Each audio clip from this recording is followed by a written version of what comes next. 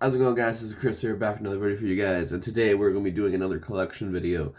And today's collection, as you can tell by the title, is going to be the original Xbox collection. Now, not a lot of games here, probably about, maybe I didn't count, probably like 10 or 11 games. 12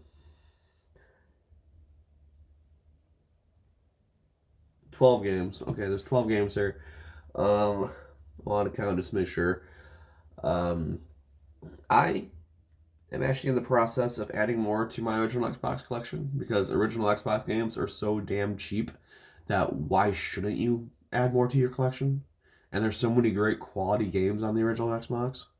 So within the next few videos, you guys will probably see a pickup video thrown in there, and there's probably going to be quite a bit of original Xbox content. Anyway, guys, let's get into the collection. First game up here is The Lord of the Rings: The Two Towers. This is one of the best movie-based games ever made. This is back when EA was actually good. Oh, look at that beautiful, beautiful green case with the freaking manual and the disc and the freaking Xbox Live freaking pamphlet. Just, bro. I swear, man, 6th gen games just hit different, man. Even just the presentation of them. This game, not only do you go through the Two Towers, but you actually go through the first little bit of the Fellowship of the Ring as well. I said this in my PS2 collection video because I also have this game on PS2. You play through. Pretty much you start off from when you're going to the Mines of Moria to the point where you're at Amon Hen and you're, beheading the freaking big Uruk-hai as Aragorn. Then it cuts off and you go into Fangorn Forest, and that's where it kind of starts to Two Towers. And then it goes all the way from the Fangorn Forest down to the final battle of Helm's Deep. You can play as Legolas, Gimli, and Aragorn, and there's also an unlockable character as well once you beat the game. Amazing game. Just check it out if you have never played the Lord of the Rings movie-based games, because they're just spectacular. Return of the King is also great. I just don't have it on the Xbox yet. Fable. Fable, the game that started the trilogy that I love. This game, man, is amazing. It was really a different game for its time, and it still holds up very well. I've been playing Lost Chapters, which is like the definitive edition of this that has more content for it on PC. And it's great. It looks great. It runs great. It actually looks better and runs better than the remaster they put out back in like 2013 or whatever it was. Fable Anniversary. I think Fable Lost Chapters on PC looks better than Fable Anniversary and runs better than Fable Anniversary, honestly. So that's the way I've been playing the Fable again, like the first Fable. So if you guys want to try this out and you guys want like pretty much the smoothest experience, just buy Lost Chapters on Steam. It's like $10. Next game up here is Grabbed by the Ghoulies in a generic black case. I will fix that soon. I want to get some original Xbox cases just blank so I can change out some cases when I need to. I played this game a long time ago. I remember it being pretty difficult. But other than that, I don't remember much else about it. It is an Xbox exclusive. That's kind of like my thing. Like, I'm trying to get all the original Xbox exclusives as well. I would love to just get a full collection of Xbox exclusives. Next game up here is Star Wars Knights of the Republic. A lot of people love this game, and they have the right to, because it is a very nostalgic game. It was a great new kind of twist on a Star Wars game. Being able to pretty much play a full-on RPG Star Wars game, which is awesome. It's just that the game has not aged well at all, honestly, especially on console. I played a little bit of the second game on PC because it won Game of the Month for Game Clubs, and I had to stop just because I couldn't get into it. Like, it's not a bad game, it's just, this day and age, it's just something I really don't want to play. But it's still, all in all, you know, it deserves all the hype it gets. Next game up here is one of my personal favorite movie-based games. Just like I said, again, back when movie-based games were amazing. And that is Star Wars Episode 3, Revenge of the Sith. Amazingly well done game for a movie-based game. One of my favorite parts about this game is that there was a versus mode, co-op versus mode. The disc is in my 360. And you could play, you know, pretty much just co-op versus mode. And me and my friends used to do that all the time. We used to, like, you know, just lightsaber fight, which is like a lightsaber dueling. Yoda, Mace Windu, or no, I think Mace was in there. I'm pretty sure Mace was in there. I think he was unlockable. Obi-Wan, General Grievous, Darth Vader, everybody. Pretty much you just have a full-on lightsaber duel versus kind of fight. And it was great.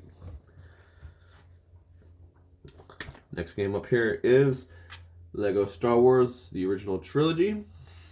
Now, this game brings back a lot of memories. I used to stay up like all night with my friends back in the day and play it at my friend's house. He had on the PS2. It was very, very fun experience. The Lego games were just extremely fun back in the day, and they're still fun to this day. Honestly. My favorite Lego Star Wars game, honestly, though, is the Complete Saga, which includes the first game and the second game in one package, and also some bonus content. And I played that on, I actually played that on live here on YouTube, I think like a month or two ago. And the only reason I stopped was because it forced me to play on mouse and keyboard, and those controls are just, I can't do it. When I stream another Lego game, it's going to be something more up to date to where it actually recognizes my controller. Anyway, next game up here is Halo 2. This is honestly up there in my top 3 favorite Halo games. For me, it honestly goes Halo 2, Halo Reach, Halo 3. Like, that's how my Halo order goes.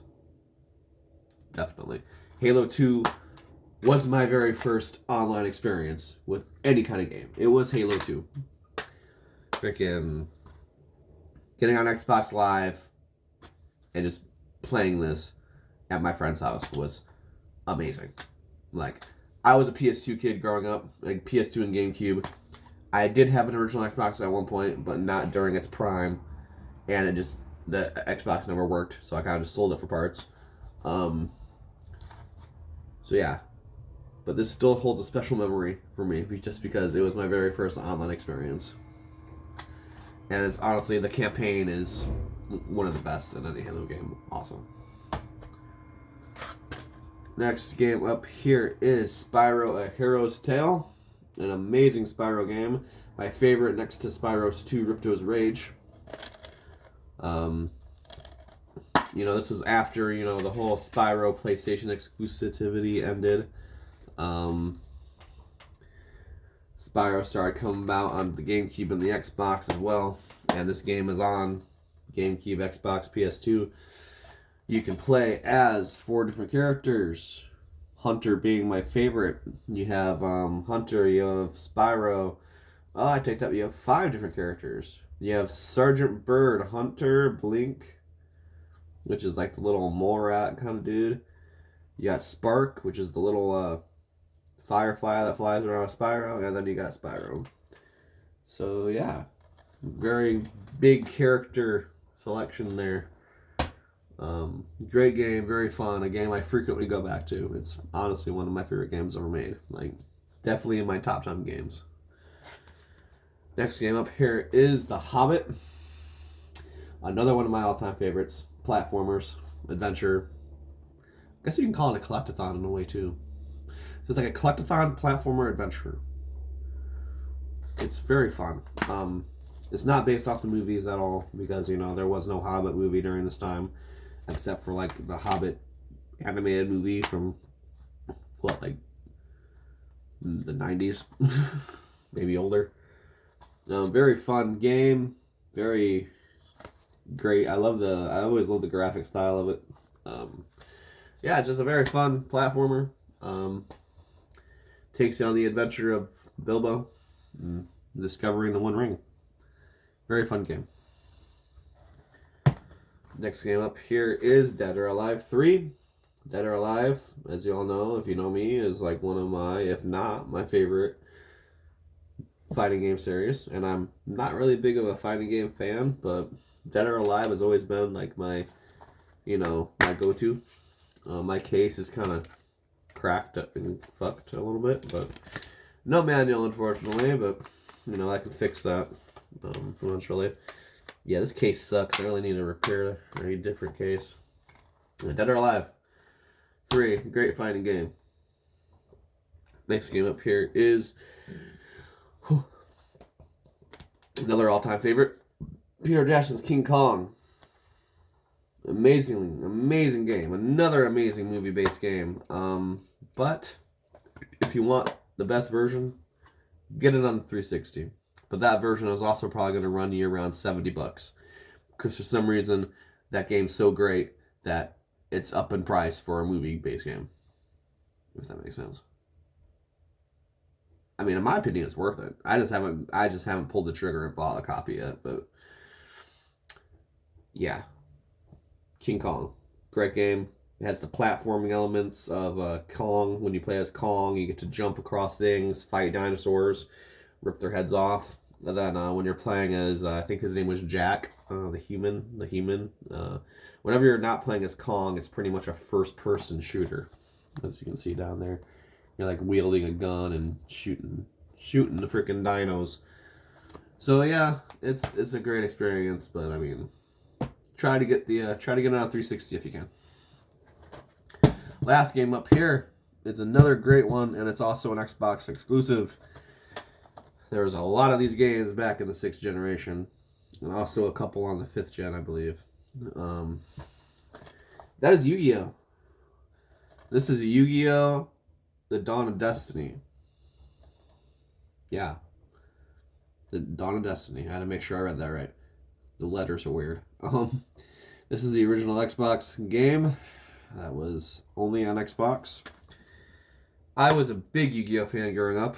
I had a shit ton of cards. I no-life the anime. I had the Game Boy games.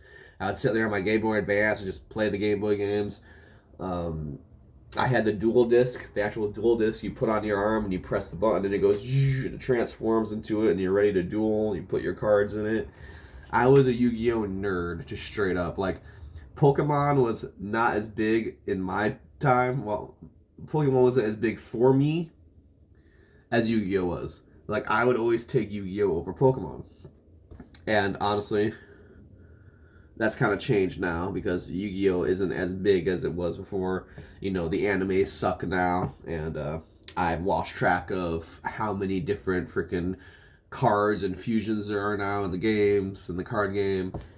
And, you know, at least the games are still good. Like, I have Master Duel on Steam. That's a very fun game, but nowadays it's like, of course I'm going to pick Pokemon. But when I was a kid, Yu-Gi-Oh was where it's at.